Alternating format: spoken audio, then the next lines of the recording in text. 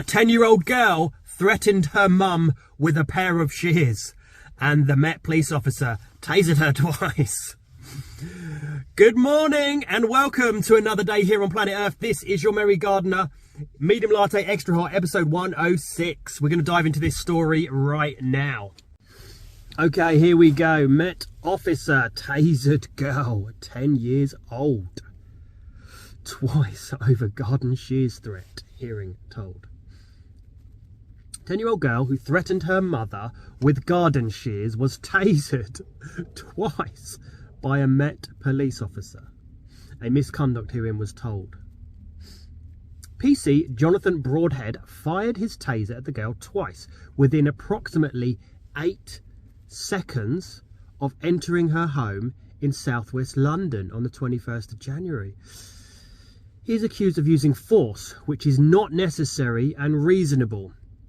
So, I get, if you see a threat and someone's in immediate danger, you need to stop that happening. You would imagine a man would be able to stop a 10-year-old, although she's got a weapon.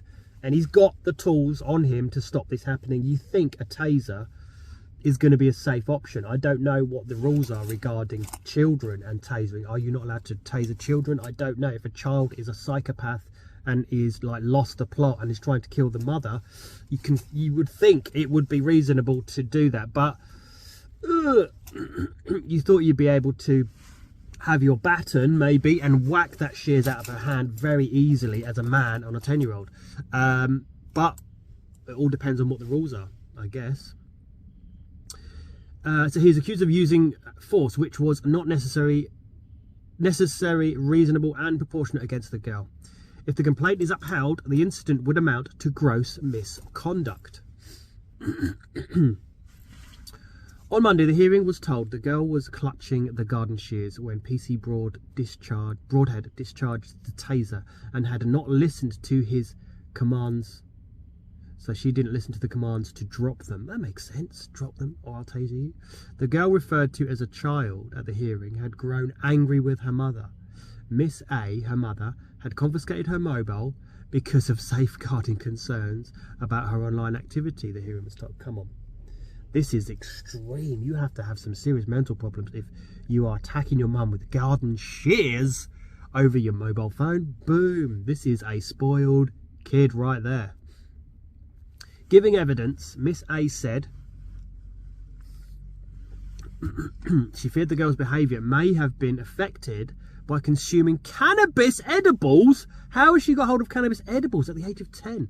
And said she called 999 after she started threatening her with the hammer and the shears. Now he's got 2 weapons. I'm thinking this guy has done the right thing. She claimed her daughter hit her with the hammer. Oh my God, come on now. Before police arrived, but said she was a safe distance away from her when officers got there and did not want her to be taken. Oh mate, come on. She's attacking you with a hammer and a pair of shears? Get this woman, get this kid off me. She's like the bloody Omen. Damon. Olivia Chekadova, I think that's how you pronounce it, a barrister presenting the case for the Independent Office for Police Conduct, IOPC, said the incident breached professional standards. Oh, I'm interested to see what those professional standards are. She said the officer accepts the factual elements and that the issue for the panel is whether this was consistent with high standards. The brief circumstances, including the age of the child,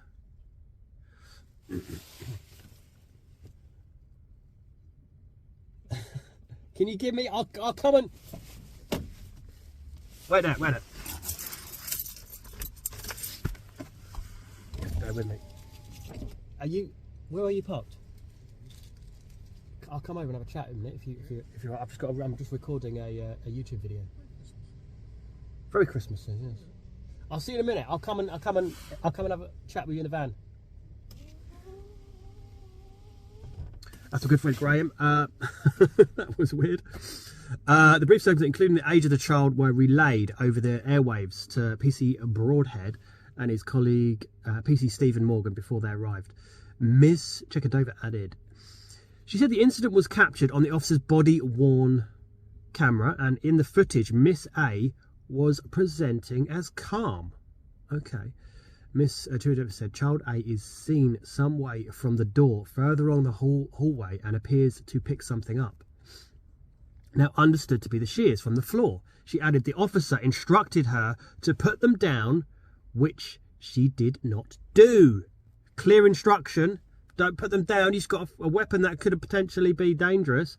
She walked away from those present, moving up the stairs of the home. The officer didn't speak to Miss A to clarify the situation or whether there was anyone else in the house. Rather, he advanced into the house, announcing he was a police officer with a taser, and soon thereafter using a taser twice on her while she was on the stairs. You could launch those. Do you know what I mean? You've got a weapon that could launch, could do some serious damage. Miss Chekadova said the incident left the child A with 3 barbs in her skin, which had to be removed by paramedics. She was kept in hospital overnight, discharged the following day, at which point the barb injuries were still tender, she said. Right, I'm going to stop here. I'll be back in 2 secs. Okay, we're back. Miss A told the hearing she wanted the police to convince her daughter to put down the hammer and shears. Understandable, but I think this is a judgment call, surely, by talking to her. She said, I remember my daughter sitting in the kitchen on a chair with the hammer and shears, and she quickly got up. I feel that she was scared, and she quickly ran up the stairs. Okay, fair enough. As she was running up the stairs, she was shot with the taser. Yeah, it's a tricky one. If her back is to you, she's not facing you attempting to throw the shears. If she was attempting to throw the shears down, I can imagine, shit, you need to taser this sucker. So yeah, maybe. Miss A said she was shocked by the way things were handled. She added, and as well, tasering someone who's run up the stairs, surely that's dangerous because they're going to fall down the stairs. She added, I wouldn't have called the police if I knew she would have been tasered. Things got really bad. Asked if the experience has affected whether she would call the police again, she said, if a child's involved, yes. Robert Morris, representing PC Broadhead, told Miss A, things had got really bad on that day, and it started off because you were concerned with your daughter and who she was dealing with online. You were concerned for her welfare, and so you had taken away her mobile phone, and she reacted very badly to that. She got more and more aggressive. He asked Miss A if her daughter holding the hammer and shears scared her, to which she replied yes. Mr. Morris went on, so when you called up 999, it was because you were scared of what your daughter might do to you. It's a good freaking point, man. Miss A said correct. PC Morgan said he was concerned for his own safety during the incident and that the 10-year-old, still armed with the shears, had gained a positional advantage after she moved. It's a good point. You're up the stairs and she could throw them. Moved up onto the stairs. Asked why he had at no point challenged PC Broadhead on the basis he used disproportionate force.